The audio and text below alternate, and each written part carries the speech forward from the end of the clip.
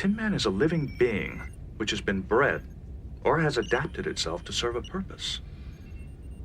I find that interesting. Why?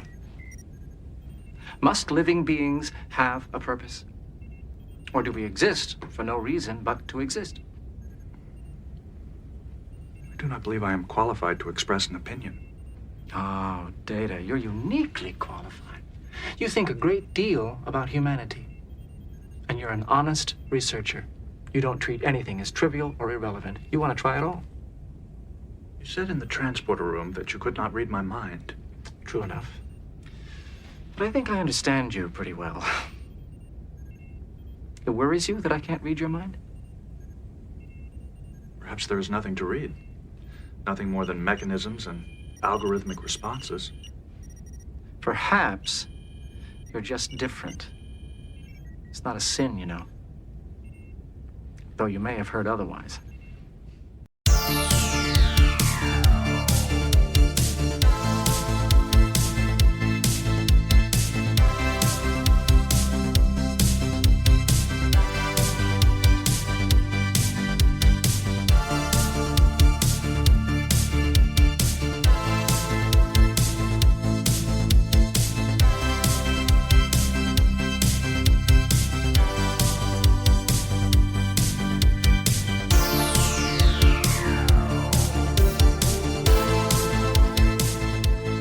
Welcome, everyone, to Deep Space Pride, a gay Star Trek podcast. I am Johnson, and I am not alone today, nor am I ever, because I have my co-host here, Mike.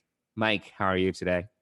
I am good and happy to be here as your co-host. Yes, you are here and you're present and you have energy, right? I will find the energy, yes. You'll find the energy. You'll get it somehow. Yes. Happy Wednesday again.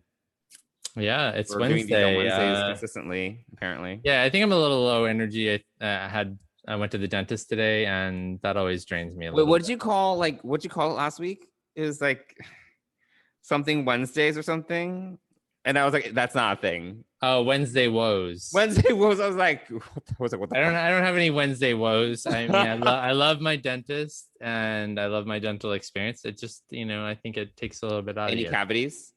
Nope, no cavities. Just, good for you. I feel like I have like one cavity a year somehow. I mean, I was looking at my teeth the other day. Not that anyone needs to know this, but I thought like I drink a lot of coffee / tea, so I love coffee. So my teeth get stained. But I was also looking at my my bottom row of teeth and looking at the top of the bottom row of teeth, and I thought, those little black spots that they usually pick at and try to find cavities, and I was like, oh no, there might be some there, but she didn't say she didn't find anything today, so I'm happy about that. That is a lot of information.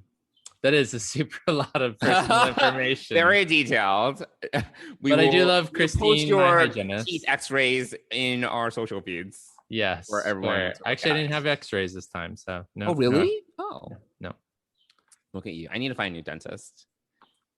But I recommend mine, and it's not very far. I actually have a few friends that have really loved their dentist, so I have a variety to choose from apparently. But we'll see which of them actually accepts my insurance. Anyway, this is a Star Trek podcast, not a dentistry podcast, so we can move on beyond this topic. Okay. Yeah, but anyway, Mike, how else are you? How are you doing otherwise? I cannot speak English today. I am well. I am. Yeah, it's a good week. It's beautiful weather here in New York City. Beautiful. It's a little balmy. It's like mid 80s. Yes, if you want to call that balmy, sure. After a winter of cold weather, I will take the balmy anytime. I am a little nervous. Not nervous. Nervous is not the right word. I am global warming. What? Global warming. What are you nervous about? No, I am concerned about global warming, but that's again another podcast. No, I'm not concerned is not the right word. Las Vegas. We're going to Las Vegas. Yes, we are. It is happening. I got my PTO approved. As did I. I am like Live long and prosper, bitches. I'll see you later. I did not say live long and prosper in my PTO invite. I did say live long and prosper. I was gonna write bitches, but then I was like, that might be inappropriate for like an invite going out to 30 people. So I didn't do that. However, I did let everyone know that I am going to be at. I just said it's Star Trek Las Vegas. I didn't want to be like the 55-year or whatever the hell is that? Yeah, right. Yeah. Exactly. So no, I know it's really hot out there. It's going to be over 100 degrees. I'm going to melt. I will complain and melt. Great. They'll definitely be complaining. Oh no, not complaining, crying. There might be crying. No. So yeah, no, I don't mind the heat. I just know that I hate the heat. I love the heat. I love so for me, being warm is like perfect for my body. When I'm cold, I think I've shared this with you before. When I get cold, I actually sweat more when I'm cold. Like my body has to work harder to stay warm. It's weird. Not that I don't sweat in the summer, but I do sweat more in the winter if I am cold. So anyway, but I'm excited. We are in the process of booking everything, but we are going to Las Vegas in August for the 55-year mission / formerly known as Star Trek Las Vegas. Yes. So we will be there. And looking forward to it. I'm excited about it because it's the Enterprise 20th anniversary, and I am still undergoing my Enterprise Renaissance. Yes, Renaissance. I am rewatching. So I did take your advice. I am rewatching season 1. Thank you. I am enjoying it. You're welcome. I think starting off in season 4 when things are kind of exciting, and then going back and watching it, it's just, I don't know, I'm enjoying it, and it's sort of, reliving the whole like first ventures into space of the Enterprise crew. It's just fun to watch. So I'm excited because hopefully they're going to celebrate this in a nice way this summer. So at the convention. So yeah, I'm not looking forward to the people or the crowds or the panels. So are you looking forward to anything? I mean, it's something to do. Okay. Yeah. Well, and we'll have some good dinners at restaurants, right? We are, that's phase 2. But I don't like Vegas either. I told you this. I don't like Vegas as a city. It's like depressing to me. Yeah. At least the Strip. I'm not a big fan of the Strip. It's just like too much. Understood. Yeah, I know. It's a bit, I think I'm excited because we can make it whatever we want. This is our first time going out to a Star Trek convention. Mm-hmm. I don't want to talk to anybody. I don't want to talk to any randos. I don't want to talk to cast members. I guess I can talk to you. Oh, thank you. Yes. So we have that. Well, I want to talk to people. I'm excited to talk to people. Maybe meet some podcast listeners. I'll barnacle onto you and say hi to our fans, but meekly behind you. So we'll see how that goes. Yes. In any case. Yeah, something to look forward to. I'm so excited. Yeah. Well, it's only, it's less than 3 months away. So that is exciting. Well, there's a lot happening with you between now and then. Yes. I mean, I have different things going on. Yes. Between now and then. Yes. To pass the time and things to look forward to. So I am excited about that. But I'm also excited about this because we will get to meet our executive producers. We will get to meet other members of the network. We will get to meet hopefully some podcast fans, and also, all very exciting prospects. And I will hopefully, I don't know if there's a star I'm really looking forward to seeing, but I will think more about that. Well, Gates McFadden's going to be there. She is. Yes, I do like Gates. I don't know if I don't know if we're ever gonna get close to her, but she'll be there. I don't know who else is going. There are a lot of people. It's on the website. I can't remember if Jonathan Frakes is going, but that would be cool. I think Jonathan Frakes goes to like everything. Let's see, celebrity guests. I'm on site. Okay, 114 incredible guests. Okay, there we go. You know who I'd really like to meet, but he's George very Takei's going. Oh, Nichelle Nichols is going. Oh, William Shatner's going. Oh, there are a lot of people Okay, going. we Oh, don't need- Smeagol Martin we- Green's going. We don't need to run down through The entire everybody. list. Kelsey Grammer. Why? Because people were in cause and effect. Get out of here. Doug Jones is going. Oh, that's cool. There you go. These are like really nice headshots. In any case, well, I think it'd be cool to meet Will Wheaton.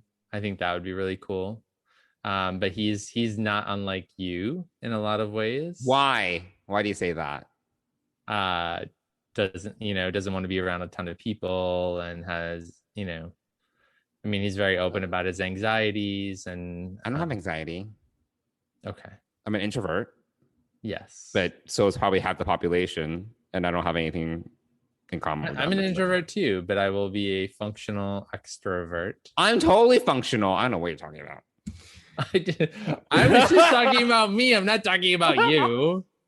Oh my gosh. We need to move on because our listeners are going to be like, what the hell is going on? What is happening right now? All right. So we're going to Las Vegas. If you are going to Las Vegas, dear podcast listeners, please let us know. We would love to. Mike will love to talk to you. There we go. Yes. So there we go. I'll wave from a distance. I am apparently the PR / the face of Deep Space Pride. All right. Anyway, so you know what else is going on that I'm really excited about too? No. What? Our giveaway. That's right. Our first giveaway. Nice segue. Nice segue. Thank you. I appreciate that. Well, I for one knew it was a party the whole time. Yeah, right, dude. I did. Then why were you crying? It was cold in there. I've got sensitive corneas. I told you. I challenge you all to a duel. Pick your weapons. I pick the mine. Get out of here, Q! No, we are done with random stuff today. We're not dealing with any of your Q bullshit. Oh, s'il vous plaît, Mariner. I want to put humanity to the ultimate test. I'm not French. No, go find Picard. Oh, Picard. He's no fun. He's always quoting Shakespeare. He's always making wine. Our first giveaway is happening. We are giving away the season 1 Blu-ray of Lower Decks, along with 8 character cards, and it's super exciting. And all you have to do, there are 2 ways to enter. If you follow us, you need to follow us on either Instagram or Twitter. And our handles there are at Deep Space Pride. Correct. And then we have, so I just pinned the tweet at the top of our Deep Space Pride Twitter feed. And so if you go there, you'll see the pinned tweet. If you like that tweet, follow us and also tag someone who's got your back, like Mariner does. Yes. You will be in the running to win a Blu-ray and 8 art card set of the crew.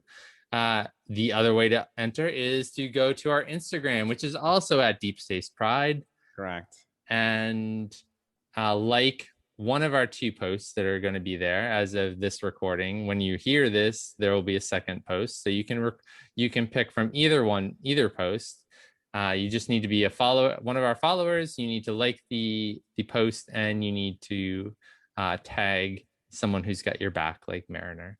And so if you're listening to this as it comes out on Friday morning, you have just till Friday night to do this. So do not delay. Go there and like and tag your friend and follow us. And on Saturday, we're going to be picking 3 winners. 3. So we're excited about this. Our first giveaway. And yes. And I've been told that we might be able to do a discovery giveaway later this summer. All right, don't spoil the beans in case it doesn't happen. They might be like, these PR people might be like, these people are dumb. We're not going to give them the giveaway. So go to either our Twitter or Instagram at Deep Space Pride and enter today, literally today. That is correct, because by the time this episode comes out, it will be pretty much the last day of our giveaway. So But if you do miss that for whatever reason, we will have future opportunities, hopefully. And we'd love for you to follow us on either Twitter or Instagram. And win and- stuff. yes. So there we go. So that's what else I'm excited about. There's a lot of random people on this celebrity guest list. Lynn Salvatore, who is Kate Mulgrew's stunt double, is going to be there. So okay. Yeah, there are. There's a lot of randos. People. Goodness. So yeah, there's that to look forward to. All the but I didn't see. Did you see a lot? Have you seen a lot of any Enterprise people on that list yet? This list is massive, so I can neither confirm nor deny. There are quite a few Discovery folks on here. Okay. Like basically all the major Discovery crew members are there. I'm still scrolling. Tim Russ is gonna be there. Terry Farrell, your favorite's going to be there. Oh, I love Terry Farrell. I think Denise Crosby is going to be there too. Denise Crosby's going to be there. She is a confirmed guest. Yeah. Oh dear. Sorry. Travis Mayweather's going to be there. Okay, cool. Okay, Anthony Montgomery's going to be there. As I'm rewatching, Connor Trinneer's going to be there. Nice. Yes. Oh, Dominic Keating's going to be there. So yeah. Okay, cool. I'm wondering, probably no Scott. Jeffrey Combs is going to be there. Oh, awesome. There you go. See, there's someone you have sort of a smile and a. I wouldn't talk to him though. I'm just letting you know that he's a guest. Gosh. Okay. Well, it's like, what are we going to talk about? It's like, hey, see you later. Thank you. You're a great actor. You did a great job with Wei Yun and all the other characters. I saw you on an episode of Babylon 5. You've had a really. I'm not one to provide people words of affirmation, so fair enough. There we go. There we go. Anyway, there is Johnson in a minuscule digestible description. Yes. Well, Mike, are there any other announcements we need to go through before we get into our episode of the week? Mike, are you okay? I think that's fine. No, I think we're good. I don't know. You had your head in your hands, so I was like, this is a problem. But you're present. I am good. I am good. Yeah. So as a quick refresher for those who may be listening to this podcast series for the first time, we are going through basically a run of Star Trek Next Generation episodes that we think are underappreciated. And I was talking to Mike right before the recording of this podcast, but I guess we forgot to define what is technically underappreciated, because I have an idea for season 4. And when I told it to Mike was like, that's not underappreciated. I was like, what do you mean it's not underappreciated? No one talks about this episode. And he was like, there's a reference in Lower Decks. And then I was like, Lower Decks references every little thing on every, any random episode, they're going to get, like, Mike Mann's going to reference it. So that's not really a good gauge for whether or not something is underappreciated. So, we didn't go through that exercise before we decided to dive into this series, unfortunately. So I guess everyone is just at the mercy of a random selection. There you go. I mean, the other thing too is that it's easier to pick a underappreciated episode in seasons 1 and 2. Because they suck. Continue. Keep on going. You're making me laugh. I can't laugh and keep going. All right. Whatever. It's sort of like when you sneeze or cough when we try to start recording. All right. That sort of thing. So, all right. Anyway, we do have some disagreement as to what constitutes an underappreciated episode, but I guess we could reframe this as we are reappreciating some interesting episodes that people don't really talk about that much. Okay, except for the fact that it was a major reference. It was one word, literally one word. And the internet exploded when that word came up. Really? All the memes. It was in when we did the episode. I remember the episode. I remember that episode, but literally Boimler had one word at the end. He had this like diatribe at the end of that court scene. And there were probably like 3 or 4 references just in that, that speech. And literally it's at the very end. So no, we did have, obviously we had the reference to that episode when we talked about it, but whatever, it's fine. It's fine. We even referenced it on our Instagram. Okay. All right. We can move on now. Anyway, so for this episode of the podcast, let's we talk will about be talking about the season 3 episode, season 3 episode, Tin Man. So why don't we talk about Tin Man? Mike, are you ready? Captain, the Romulan ship is hailing the alien using their equivalent of lingua code. Response. Nothing so far, Commander. Why should it answer? What could it possibly have in common with them? But you're so sure it'll talk to you. Captain, the Romulans are arming all disruptors. Yellow alert. Prepare for evasive action at the first change in the Romulans' course. With our shields in this position, we can't. No! We're not the target. It's Tin Man. What do you mean? Do they intend to destroy it? Those are their orders if they can't secure the alien. Increase speed to intercept the Romulan vessel. Their lead is too great, sir. Hail them! We cannot allow them to They won't listen to you! Danger. Come to. Do not allow. I am ready. So here we go. Just a brief description for those of you who don't remember Tin Man. A former patient of Troy's arrives to help the Enterprise establish contact with an unusual alien ship before the Romulans can reach it. That's actually one of the best summaries that Netflix has ever provided for an episode. That is dead on exactly what happens. So, Mike, when was the last time that you watched Tin Man? Do you remember? I don't remember. It's been, I would say, a decade, maybe longer. I mean, it's been a while. That sounds about right. Yeah. I mean, I haven't done a total TNG rewatch, and I would say that, if I did pick and choose a few TNG episodes, it would probably be the favorites that everyone loves because you like to relive those moments. So this was a good pick from an underappreciated episode standpoint.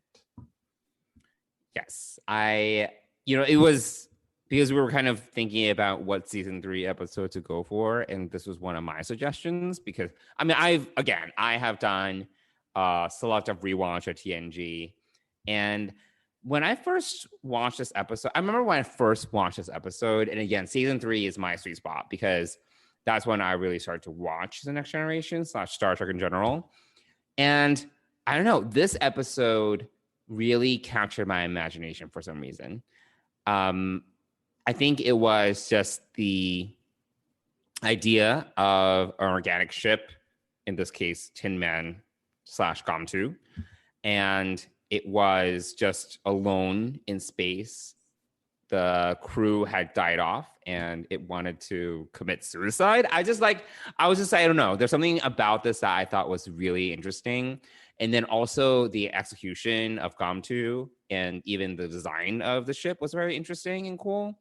Both the inside and outside. At least for then, I thought it was really original. And you have an organic vessel that could telepathically speak to this guy who's like crazy. And I don't know. There's something about this episode that I thought was really cool. And you also had this race to GOM2 between the 2 Romulan D-Derodex ships, can't really say it, D-Derodex ships, and the Enterprise, and you literally have GOM2 like destroying one of the ships. There was just a lot packed into this episode that I thought was really cool when I first saw it. So, I don't know why, it just really stuck with me. I think and a great opening reference to Encounter at Farpoint. Yeah, definitely. I think that there are there's definitely a lot in this episode that's working for it. And then Tam Elbrum, who is really like just not your normal, well-adjusted got like guest star, I guess, on a TNG episode. I thought that was really interesting too. But yeah, Mike, what did you think? Yeah, I really enjoyed the whole episode. The Tam yelling at people and interrupting people got annoying a little bit. Oh, and then the actor goes on to become, I think he becomes the principal on Buffy or something. Do you remember? Oh, you watch Buffy? Wow, yeah. He's like the evil principal. Right. Yes. Not Armin Shimmerman, who was, I think, also a principal on Buffy, as I like vaguely remembering. He's like the demon principal. Yes, yeah. The actor does go on to do some other things after this, but yeah, that's true. No, I really enjoyed this episode. I enjoyed it right from the beginning. Also, transitioning from a season 2 episode to a season 3 episode, you see the increase in production values, the new uniforms, which this is late in the season. This is episode 20 of the season, so they are almost to the end of their 3rd season, coming up on Best of Both Worlds, where the show really just kind of is running on all cylinders, just excellently done. So, I really enjoyed the interactions between the characters. I really did, I loved it from start to finish. I really loved the Hood coming back and bringing this guy on. I mean, and the captain taught, it was like a random reference. I was like, I guess. Yeah. I mean, but I got it, and sure. I, didn't expect it. So it was kind of cool. Tam is a, obnoxious, rude person. I guess one of the thoughts that I just had, he's not well adjusted. He's basically he basically has Asperger's. Yeah, I would agree with that. I guess my problem with this is you have an adult who's like this and clearly not fitting into society, but he is Betazoid, I'm assuming. Yeah, he's Betazoid. And why didn't anybody teach him how to put his mental shields up? Like things like that. They kind of explain it. Like it's because he was like born with it, and he just never really learned how to control it very well, or something. Okay, all right. Yeah. So, yeah, I thought that the look and feel of Gump 2 was very Disney-esque in the sense really? of like, just Disney-esque. Kind of like inside or the outside? Yeah, the inside. Okay. Like all of the. I mean, they did a wonderful job with the inside, but it felt like you were walking through something at Disney. Oh, like a ride or something. Yeah, like a ride that you're walking through with all these. It reminds me a little bit of the E.T. ride at Disney. Or just even some other, just the general feel was very reminiscent of that. But it was really well done. It's the stakes were high in this episode. I think that's the other thing that I really enjoyed about this episode was that the stakes were high almost from the beginning. There was just a level of escalating danger and importance and all of these things that were, the idea that this D Derridex Romulan ship was cloaked, but also shadowing them, and they couldn't prove it. They didn't know what it was. Right. But just creating this ominous like threat level throughout this whole episode, I thought was really like good drama, like not overdone. None of this was overdone. I didn't think, even though I thought that Tam was, a little annoying. Yeah, he was a little much, I would have told him to get out of my head and stop doing, I would have yelled at him. I would have said, don't interrupt me. People did yell at him. That's the thing. Like he was like not particularly welcome. Because he was rude, but no, because he also caused like right, yes, he had some people. Right, he had some history, especially with Will, killing 2 of his academy classmates. It very much reminded me of It was like, well, wasn't it like an away mission gone wrong? Something, yeah, like a diplomatic mission. That It was went very, wrong. it very much reminded me of, only because I've been jumping around on TNG. Yeah. It reminded me of Rolaren because she had a very similar introduction where she was in prison because she basically got court-martialed because of some sort of away mission that went wrong. So that when she was brought on to the Enterprise to basically figure out this Bajoran Cardassian situation in that episode, I watched this like a month ago, so it's still fresh. She had a very similar, like very chilly response. Like when she beamed onto the ship, people were like, basically, you're not welcome here. And Will actually had a very similar response to Tem Elbrum as he did Rolaren. I was like, all right, you know what? Calm down, princess. Like, okay, got it. Yes, you're the Federation's best. Yes, thank you very much. You know, you don't have to like stuff in everyone's faces the second they beam aboard. Anyway. Well, I mean, you know, Will is very loyal to his friends and to his colleagues. So anything that jeopardizes them is... yes, it goes against his dearest principles. We understand. Thank you, Will Riker. Okay. I'm just saying. I did really like a lot of the interactions between Tam and Data. I thought that was really cool, especially given that Tam can read Data, so he really liked that. He really liked Data because of that, and he actually had to. I thought it was interesting where Tam was actually like, oh, I actually need to talk to you to like figure out who you are. Talking at a normal, you know, voice, like being calm. Like it was the calmest you've seen him all episode was when he was in Data's quarters or when he and Data were on the ship. All of these things that, you know, I thought that was really, really good to see that relationship actually calmed him and probably made me at least tolerate him a little bit more.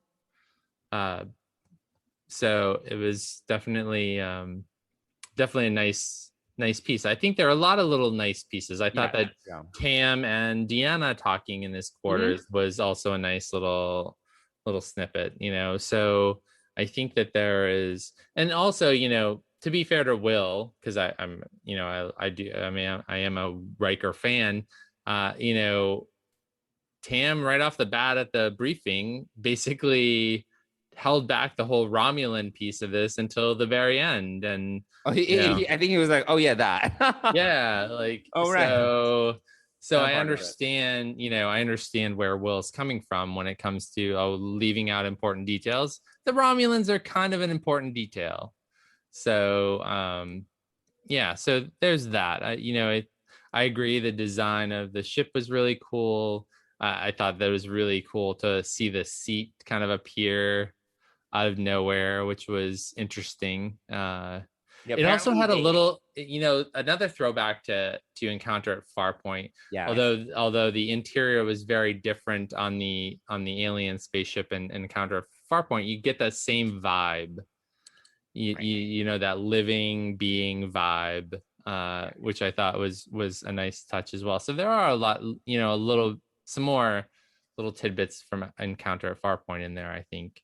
But yeah, I'm trying to remember if there's anything else in this episode that really stands out for me.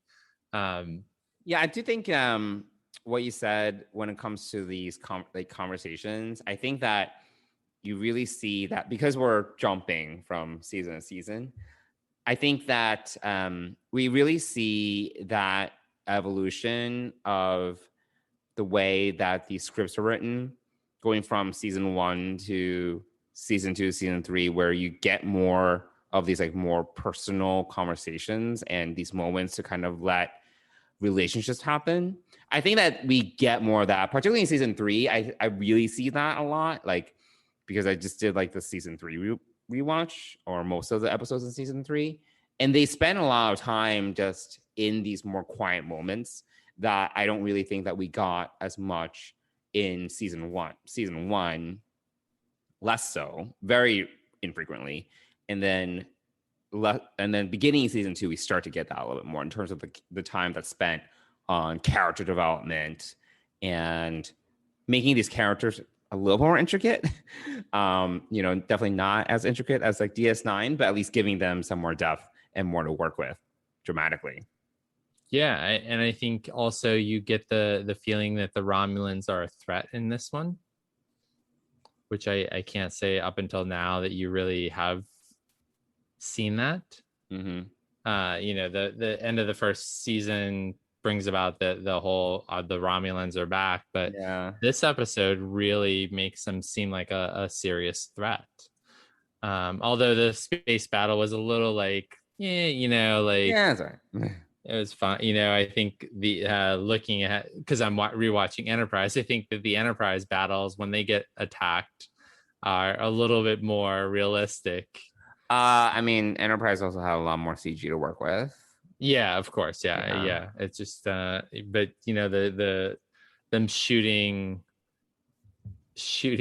at the Enterprise was just it seemed like it was it felt very very wimpy almost, but then all it is a distraction, and those little shots that they make actually takes out things for a minute or two, and actually it does a lot of damage that they don't really pursue the Romulan and let it get close to this to Gump2. So it's just there's that but it does feel other than that exterior battle scene, it does feel ominous that the Romulans are coming. Like the Romulans are throughout the whole episode. So it pays off, and I do like that. I do like that a threat becomes real.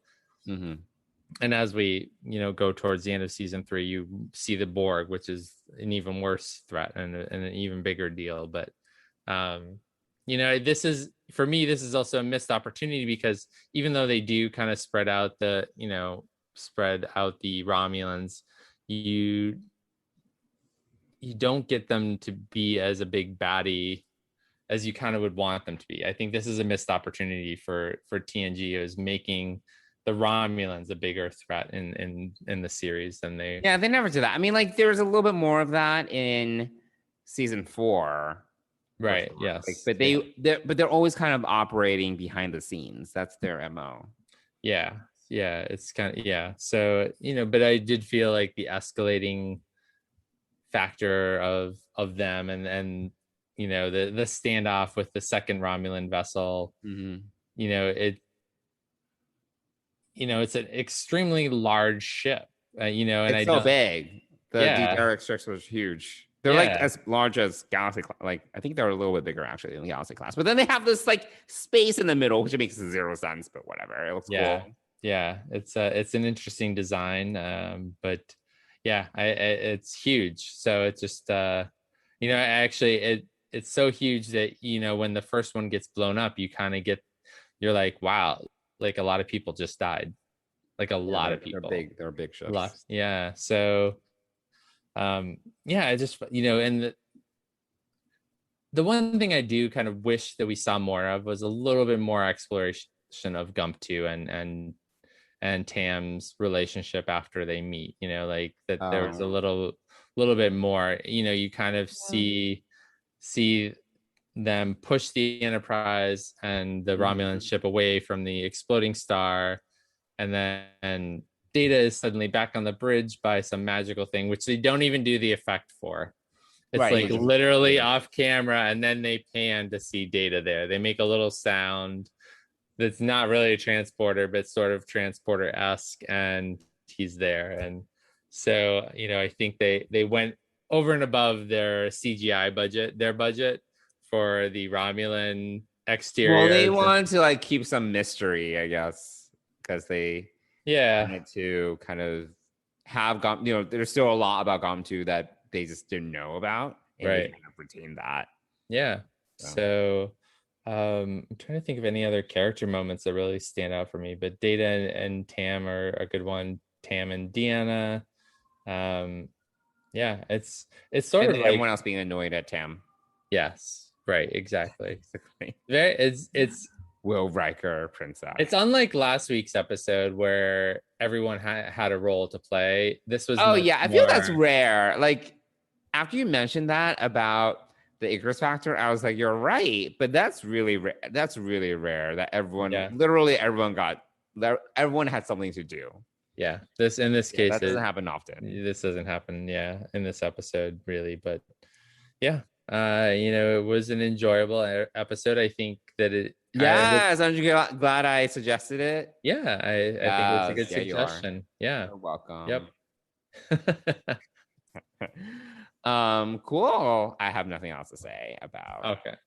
Well, definitely, I would. Yeah, I think we recommend checking it out. It's a good one episode. Kind of, no arc needed, nothing. You can kind of jump in and catch an episode. And that's the other thing too, is these episodes, none of these episodes need much introduction. Like these are almost like some random episodes that someone. They're all standalone episodic shows. Yeah. Right? It's the nature of it. Yeah. But you can kind of walk in and out of these particular episodes. Which is the point. Yeah. Yep. Hence the episodic nature of it. Okay. Yeah. Which again, we've talked about this, for better or for worse, I think that makes it easy to digest. You can just pick it up, put it down, whatever. Yeah. It's going to be interesting to see how Strange New Worlds does this. Yeah. Well, again, I think that their approach is to have episodic storytelling, but character arcs, which I think is good. Yeah, character details to carry from episode to episode, right? And not so much like Discovery or Picard, which right, has its pros and cons in terms of storytelling, unfortunately. Yeah, absolutely. There we go. Well, cool. So next time we go into season 4. So my pick, and I would love to hear from people if they think that this would be an underappreciated episode or not. So my pick from season 4 is the Drumhead, which definitely is one of my personal favorite episodes of season 4. Though I define it as underappreciated because I don't really think that many people talk about it. Yes, there is the reference in one Lower Decks episode. I don't remember the name of it. It's a trial episode. It's a trial episode, which is a great episode. It's a great episode. What was the name of it? Do you remember? I don't remember the names of the episodes. I mean, I remember like a few episodes, like Moist Vessel. I remember that. Oh yeah, Moist. Or Temporal Edict. Like there were like a few clever titles, but I don't remember all of them. But this episode was good. Yeah, I don't remember the last time I watched. I think I watched it last year. Actually, I haven't watched it more recently. But it's all drama. It's like a lot of drama. Well, don't spoil it. One, I haven't watched it in a long time. You haven't watched it in a long time. Has it been over a decade? So I think I think it would be. Okay. Yeah. Okay. So we don't want to spoil it, but that's what we're going to be talking about next week. Is the Drumhead as we continue our voyage through the underappreciated episodes of TNG. And you can't believe that will put us more than halfway through our series. Yes. Yeah, it's crazy. Time is just flying by. Well, there we are. So hopefully Veritas. You like it. Oh, was it Veritas? Veritas. Okay. This is the Lower Decks episode 8, with the reference to Drumhead. But anyway, yes. I'm sure I'll like it. I like we've said, we're TNG fans. That's where we, I did watch some TOS early in my childhood, but TNG was sort of my Star Trek, and it's yours. So yeah, I'm always up for some jumping through the seasons and seeing different things. So yeah, I'll have to look ahead and get some ideas for season 5. I don't even remember what stood out for me in season 5. I need to look. Yeah, we'll have to look and see. Yeah, that is our segment on the underappreciated TNG episodes. Tin Man. Season 3. Underappreciated season 3 episode. Yeah. Well, cool. So why don't we talk about off topic?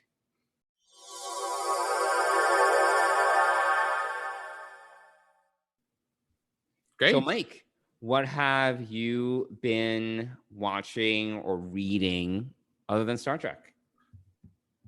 So I mentioned it a couple episodes ago, and I definitely finished it. And then as I was reading it, or as I was finishing it up, I convinced you to read it. You did. You did. Project Hail Mary. Yes, you get all the credit for this one. I do. Project Hail Mary. I got Johnson to read a book.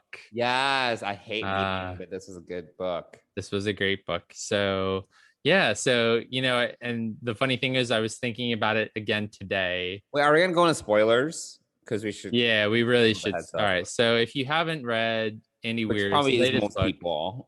Yeah, because it literally just came out like 2 weeks ago, 3 weeks ago, 2 or 3 weeks ago. Yeah, the beginning of May. So 2 weeks ago. So if you don't want to be spoiled because you're trying to read Project Hail Mary, we suggest that you skip the next 10 minutes, maybe 10, 12 minutes. Skip ahead. We'll yeah. I don't know. But I really like this book. And why don't you start talking? So why don't you finish your thought? Well, I mean, I am a huge Andy Weir fan. His books are so enjoyable. I'm not a huge Andy Weir fan. I've only seen The Martian. I haven't read The Martian. So I've read The Martian. I've read Artemis. I've read obviously Project Hail Mary. It's just there's only 3 books. Continue. Yeah, I mean, I feel like he's written some others too, but it's his story. He's such a great storyteller. Like the way that he structures his books is just great. Like in this book, you get a structure where you are thrown into the middle of this situation, which I've already described a couple episodes ago, where, this guy wakes up and he's in another solar system and he needs to figure out why. His 2 compatriots who are with him are both dead. Spoilers. So he is, all by himself, and he's trying to piece together how he got there, why he got there. So you get what is it or do? Like he literally doesn't know anything. Yeah. It slowly comes back to him, and it obviously begins. And I like the problem solving, like his thought process, because a lot of it is like his internal monologue. Yeah. And he self-identifies. He's like, I'm white, and I think about measurement in feet. So I'm probably American. Like things like that. I was like, oh my God, it's so funny and interesting. Yeah, he has serious amnesia. He doesn't know how he got there. He doesn't know he doesn't even remember his name for a good portion of the first, I would say the first half of the book, before he realizes that. But he remembers helping discover and study this parasite that's eating up the Earth's soul. So, and the sun is being dimmed to a point where it's going to create an extinction level event on Earth because, it sounds really crazy, but when you read the book, it's like, oh, this is convincing. Yeah, the science is compelling. I mean, or whatever. I mean, you're the biologist here. You found the science compelling and interesting, and I mean, obviously it's sci-fi, but I always appreciate when like storytellers make such a concerted effort to have the science work. And obviously there's always going to be shortcuts. Like it's unavoidable. If it's sci-fi, there's going to be like, it's like inertial dampeners. It's like, okay, how do inertial dampeners work? How do you dampen inertia? But at least you're trying to address it you're trying to recognize that inertia exists. So we need to do something about it, but how, how does it work? There's really no explanation. Yeah. But so, I mean, there is a little bit of that. There has to be, but he does a really good job trying to make it work with our knowledge of science, which I appreciate. Yeah. And you have a greater knowledge of science. I mean, I studied some science in college, so I mean, it did make enough sense, but I think anyone could pick this up and understand what's happening. Yeah. Yes. I mean, there would be some concepts that's like, but it doesn't impact the story to a point. Right. Yeah. So, yeah, I mean, it's just, it's fascinating how the story unfolds, right? It's just fascinating to read, to enjoy. You're curious, like the way that Andy Weir builds up your own curiosity about what the hell is going on is amazing. And, so you're like, I found myself like, what's going to happen next? what Yeah. like I if it Yeah, felt like a compelled. read it in like 3 days. I listened to it literally in comprehended. probably 4 or 5 days. Yeah. I mean, I really like I put it down. I would listen for hours and then be like, all right, I got to do some other things that require attention that I need, and then I would, go back to it. But yeah, it's bingeable, so bingeable because you're so curious about what's happening. So it's, and you get to the end or towards the end and you're well, like, not even. Well, are you skipping the part where he meets an extraterrestrial? well, Like, so he does meet an I extraterrestrial. mean, that's a huge part of this book. That is, Like, yeah. like The as much as it is the main protagonist trying to problem solve his way through his situation and try to figure out a solution to save his planet, he makes first contact. Yeah, He makes first contact. Yeah. And that's the other 50% of this book. It's him trying to form a relationship with basically, like, I thought he was describing a Tholian, like, Yeah. in the way that it was being described. This, Right. basically it's like this spider-like rock creature. Like that doesn't have sight. That has no sight. So it's all based on sound. And exists in like 300 Kelvin temperatures. Like it's like very, very hot. Yep. And high pressure. Yeah, it's a high pressure, highly corrosive to humans. I mean, yeah, I don't remember what the atmosphere was. Argon, I think. Argon. What is it? The argon was the material. No, that was Xenite. Or xenon. Xenite. Xenonite. Xenonite. Yeah, so whatever. It was like not an oxygen nitrogen mix. Like it was not. It was hot and it was high pressure and it was toxic to breathe. So all of those things. Big part of this book was him basically learning to communicate with this alien, alien, and then eventually actually forming a friendship with this alien in a way that was super believable. And I was like, this is so endearing. I love this. It's very much gonna be like it, like in my mind, because they're making a movie out of this, it's very much gonna be kind of like a R2D2 kind of situation where he's like, what is this? And then he like whistles or makes noise, and like, this is so cute. And he has like, a lot of like cute comments. Yes, like cute snarky comments. I don't know. That's the best way to describe it. Yes, he does, and I'm excited to see how they do that in the movies. Because the voice on the audiobook was really good.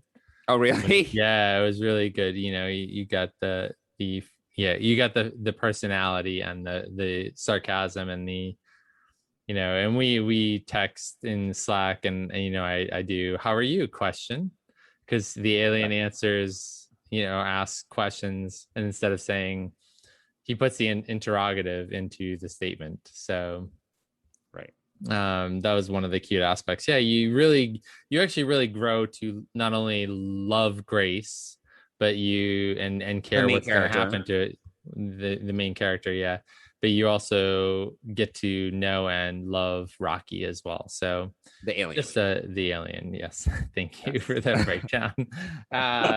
So yeah, it's and I'm still the ending is still on my mind. Are you gonna just spill the ending? No, I mean, no, I don't want to spill the ending, but I mean, at this point, people are still listening. They're probably just spoiled, but I don't know if we. Yeah, I don't want to, and but I do really like that he goes after Rocky to help save him. So that is important. He does save Earth as well. All right. How that all kind of everything. So it's fine. Well, I mean, we're here to talk about it. I mean, what else do you want me to do? But spilling all the. But I do have some concerns and some like towards the end it loses some of the believability and the viability for me a little bit, because it's just like the different. Epilogue does. Yeah. Okay. The epilogue does. Yeah, for sure. The epilogue. I like definitely the epilogue. I like that. Oh no, I like the epilogue. I have a problem with the viability of it. Just the and the decision making to make the decision he's get to that. making. Yeah. So, but it's a very enjoyable book. I highly recommend it. You will not be able to put it down if you like. It's so good. It's just like I think I agree with you. I think that Andy Weir is just a great storyteller. I think that the way that the story unfolds is because it's like peeling an onion and like you're finding all these layers to the story because you're going through this character situation where he doesn't remember anything and so you don't know anything. Right. And as he remembers things, you relive it as he does. So it does provide a very interesting narrative framework that is the way that his background is told. And then when you come on to these twists of his background, like, oh, I didn't actually expect that. He also is like, I did not actually expect that because he's literally having flashbacks to how he got to the situation. So I thought that was a really, really cool framing device for the way the story was told. Again, the science, I really appreciate just the level of detail that's put into it. And as much as I appreciate the science, I really do appreciate the way that Andy Weir characterized both Grace, the protagonist, but then also Rocky, the alien, and their relationship, which really is like the emotional crux of the story. There's a lot of other things going on, including saving Earth, but it really does become like their joint adventure and how they work together to not only communicate and form a relationship, but how they come to rely and trust each other in the process. So I just think it has so much going for it, and I really loved it, and I can't wait for the movie adaptation. Which will hopefully I think I'll temper my expectations for the movie because the book was so great, but hopefully they are able hopefully to. It's good. Yeah, hopefully it's good. Yeah. So that's the main read. I've just started reading yesterday and today literally the first chapter of Wonderlands the new Star Trek Discovery novel about Burnham's year before the Discovery arrives. How's it so far? It's a little dry. It's not there yet for me. But I hopefully it'll get there as things kind of unfold. But it's so far it's a lot of Sahil and Burnham.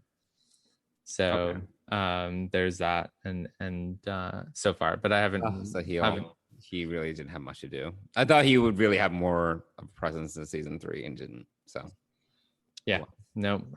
So I'm listening to that now, and then what else other than Enterprise, which I'm just enjoying watching.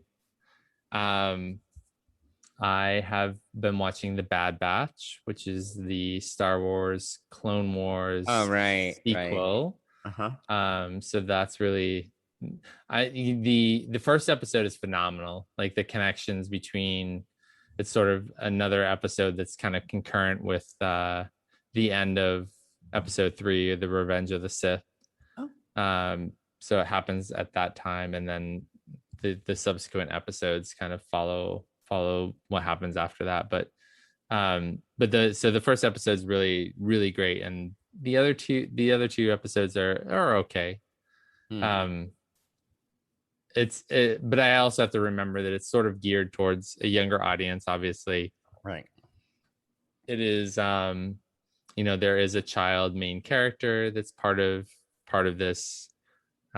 So I'm just hoping that as this kind of builds up that and Dave Filoni's in charge of it, so I'm sure it's going to be great. Or I'm sure it's going to get better as time goes on, as they kind of reveal things. Who's this?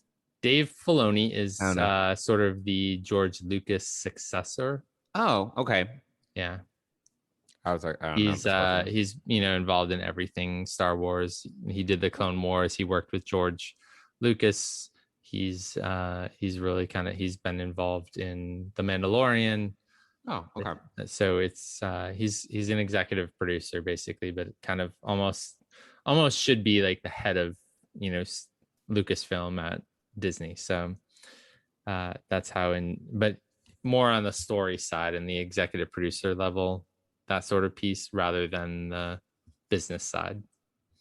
So yeah, so I'm watching that, and then a couple of nights ago I watched The Mitchells versus the Machines. Oh right, I've never heard of it. It's a movie, right? It's an animated film. It was really enjoyable. I was laughing throughout it. So it was kind of like one of those movies that really just hit my funny bone in the right way, and I was just enjoying it. It's about a crazy family who almost dysfunctional family that becomes super functional when the machines take over, and so it's really interesting. It's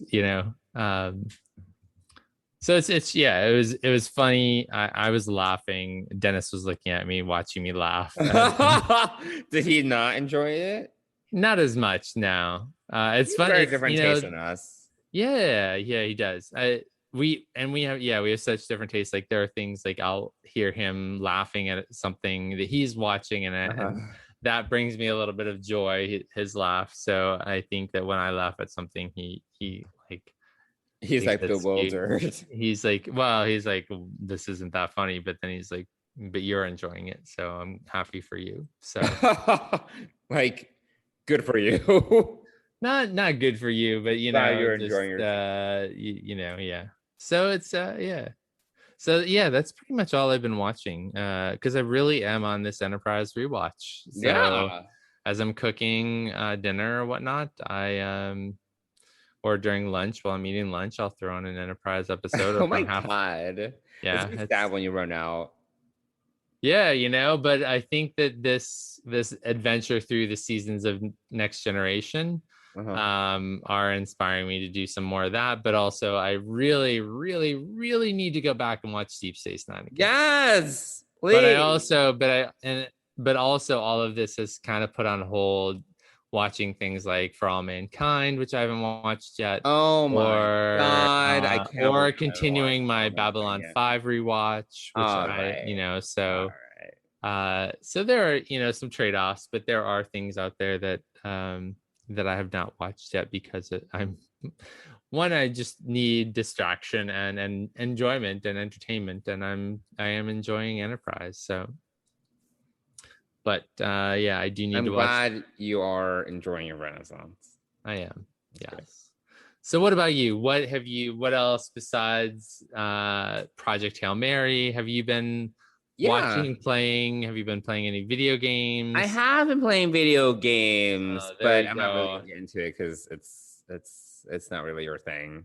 I've been playing this. I play this game called Nier Replicant, which is actually a remaster of it's like a 2010 game, and they remastered it for the PS4, and it's all about storytelling for me. So it's a good action game, but it has this really detailed character story, which I always find interesting in games. I've talked about that before. Those are games that usually tend to attract me when it's fun to play, but then there's also like a really rich story to tell. So I played that. That was like 25 hours of my life. So there's that. And so the other thing I've been watching is Castlevania, the anime, which is based on the video game. It's probably the best video game adaptation I've seen. It's really good. And I really enjoyed that. So that was 10 episodes. I watched it in one sitting. Oh my gosh. Wow. So, you can just plant yourself in front I can just sit down and then get up like 5 hours later. Like, no problem. So I've seen some Castlevania. I know its story generally. But I need to, I don't know which seasons I've watched or which episodes, so I have no idea. But I think it's because Dennis has watched it, so I'll have to tell him that season 4 is out for him to watch as well. So all right. So you've played 25 hours of a video game. You've watched. You're still muted. Whoops, sorry. So 25 hours of video game. 5 hours of Castlevania. Yeah, 5 hours of Castlevania. So let me ask you this: did Castlevania come to a conclusion? Yes. Like, did it end? It ended. Yes, there was a definitive conclusion. Everyone's story got some sort of resolution. It wasn't just like an abrupt ending, thank God. So it's actually really good. I actually highly recommend it, even if you know the basic premise of the video game, because honestly, not that there's a huge story. It's just kind of just like an action adventure game. It's just really richly done. So I think it's a really great anime. Great action, great set pieces. Loved it. Awesome. So Castlevania.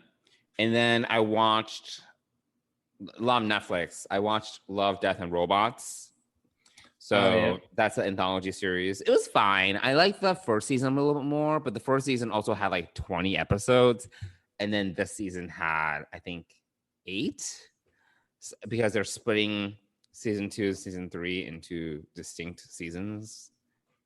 So it had a lot fewer episodes, and I also watched all of the season in one sitting. But they're all like the longest episode's probably like 15 minutes. You know, it's like, right, yeah. It's short. It's like short films. Yeah, I did watch season 1. Yes, so a long time ago. I feel like season 1 came out forever ago. I don't remember. Pre-pandemic. And then what was a pleasant surprise is I was just looking for something to watch, and on Amazon Prime, you may have seen this on Amazon Prime or seen a commercial or something for Invincible. Have you seen? Oh yeah, I've seen. It's like it's a cartoon. It is based upon a comic book series by Robert Kirkman, who also did The Walking Dead. But so good. 8 episodes. I watched it in 2 sittings because each episode's like 45 to 50 minutes. It's pretty, which is long for a cartoon. I didn't really know anything about it. I sat down. Is this season 1 or is this season 1? Okay. And I was like, this is fantastic. It's so good. I think you should watch 1 episode. And because there's like this big twist at the end of first episode, I was like, what the fuck? And it's good. And if I had to compare it to another show, it would be The Boys. It's like this, which I still haven't watched the second season. I understand, of The Boys, but this is probably more digestible than that. Not that The Boys is great too, but this series rather, and it got renewed for seasons 2 and 3 already. It also has a lot of star power, like Steven Yeun is in Sandra Oh, and other people. Sorry. So really, really good. I definitely recommend it for anyone that is interested in good characters, violence, I guess. Just good storytelling. So yeah. And I've also been watching The Handmaid's Tale season 4 because I love my dystopian dramas. So yeah. So that's it. I think that's it. That's like most of that covers about 60 to 70 hours of your life right there. So yeah. I think that should cover it. I mean, it's only been a week. Oh, and then I also watched Tenet. I watched Tenet yesterday. Oh no! Oh right, 2 days ago, Tuesday. I watched Monday. Oh my God, I was like, what day is it? Yeah, I watched Tenet because it just came out on HBO Max. Right. Yeah. And I swear I was like, I will watch this when it comes out, and I totally forgot about it. And I was like, again, looking for something to watch. I was like, it's available. So that was 2.5 hours. There we go. It's really good in a certain way. It is very convoluted, as is most of Christopher Nolan's storytelling. But it is very, very unique. Like I would say the most interesting about it is very unique. And then it's like it's like Inception. Did you watch Inception? Yeah. It's like the more you watch it, the more you're like, oh my God, there's like just so many layers to this. Mm-hmm. And he put like way too much brain power into telling the story. It's even if you don't love the movie, you kind of appreciate how intricate it is and how complex it is and how well it was executed. I did mention that to you. I was like, the execution is really good. So I do recommend Tenet. I don't know if I would watch it again. I may watch it again just to see like what I didn't catch the first time, but it was, I did like it. I wouldn't say like I loved it, but I really did like it. So worth a watch. There we go. So all right. I think that about does it for Off Topic. I think so. What yes. we've been watching. So before we wrap up, we should give a shout out to Fansets. Fansets. One of our sponsors at the Truck Geeks Podcast Network.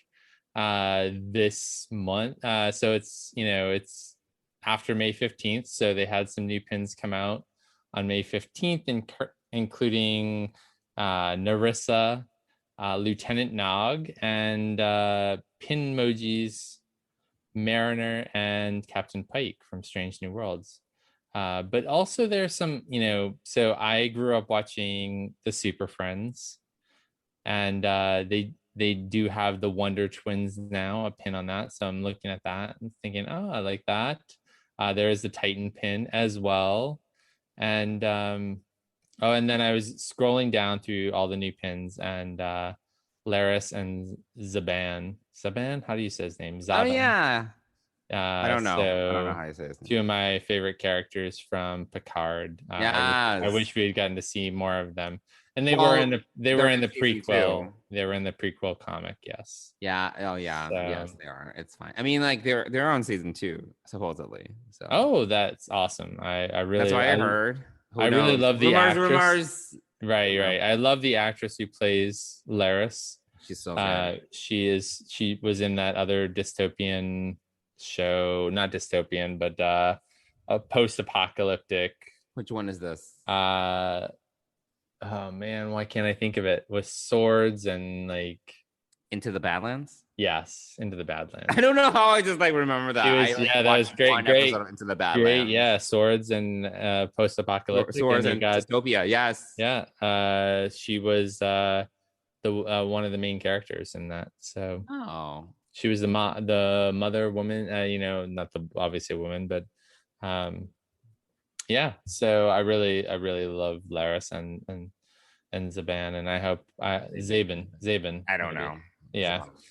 But anyway, so if you go to fansets.com and put $30 worth of pins, which I've listed probably twice that amount and in different pins already, you will get free shipping in the US. But if you also put in DS Pride, all caps, you will get 10% off your order 10%. at Fansets.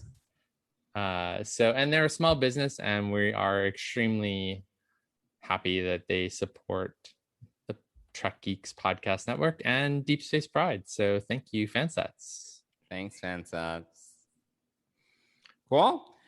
So I think that about does it for this week's episode. Again, next week we will be talking about the Drumhead, so everyone can get excited about that. In the meantime, if you want to reach us through social media, Mike already kind of shared this earlier, but I will reiterate. You can reach us on Twitter and Instagram at Deep Space Pride, or you can email us at deepspacepride@gmail.com, and we will do our best to respond if we feel like it. Which we will if you email us. Mike will respond. Anyway, it was great talking to you, Mike. Yeah. I can't wait to talk to you next week / tomorrow. The Drumhead, / as we make our Las Vegas plans. So yes. Oh my God, we have to buy everything. Yes. Wait. Yes. Well, more money out the window for. Yeah. Well, Las you know Vegas. What'd you say? You work to travel? Is that what you said? Yeah. I work to vacation. So there we go. So yeah. Well, thanks everybody. We hope you enjoyed this episode, and if you did, if you didn't, don't say anything. Right. But if you did, I'm not good with constructive feedback. Just kidding. Clearly. But if you did, would you please share this with one of your friends who might also enjoy it? That would be great. Yeah. Spread the love, or spread the whatever. deep space pride love. There we go. All right. Thanks, everybody. Bye, everyone.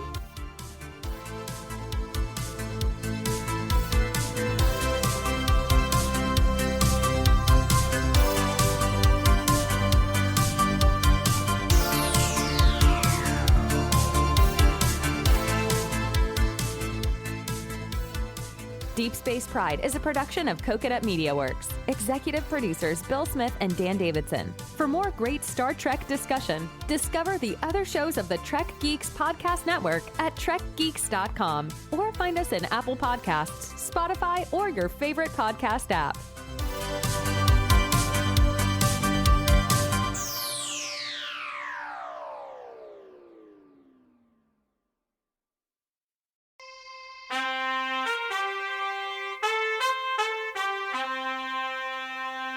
Coconut.